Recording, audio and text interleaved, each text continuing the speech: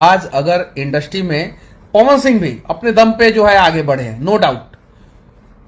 उनसे सुरीला गाना गाने वाला अभी वर्तमान समय में कोई नहीं है। पवन सिंह से सुरीला गाना कोई नहीं गाता है। वो जो है कभी भी किसी का कॉपी नहीं करते हैं। तो मैं हरास नहीं हूँ इस चीज़ से कि हाँ कोई मुझे परेशान कर रहा है, और कौन परेशान कर रहा है और किसके इशारे पे होता है, सारी चीज़ें मुझे खुद ही पता चलती है। बट कोई नहीं, वो भी अपने भाई हैं, अच्छा है। मुझे खुशी मिलती है कि चलो कोई मुझे पीछा करने के लिए इतने षड्यंत्र तो कर रहा है, अच्छी बात है।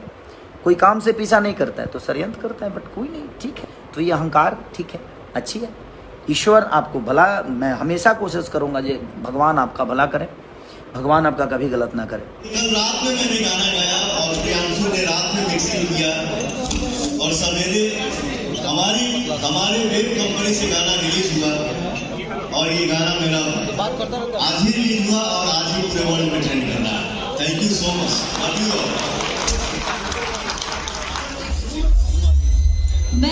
मैं इसलिए आपको मैसेज की थी ना कि पिछली बार आज ही 5 के एक दिन पहले 4 तारीख को टीजर रिलीज हुआ था, ये नहीं हुआ था, इसीलिए मेरे को विश्वास टूट गया था। जीवन में हमेशा कुछ नया करें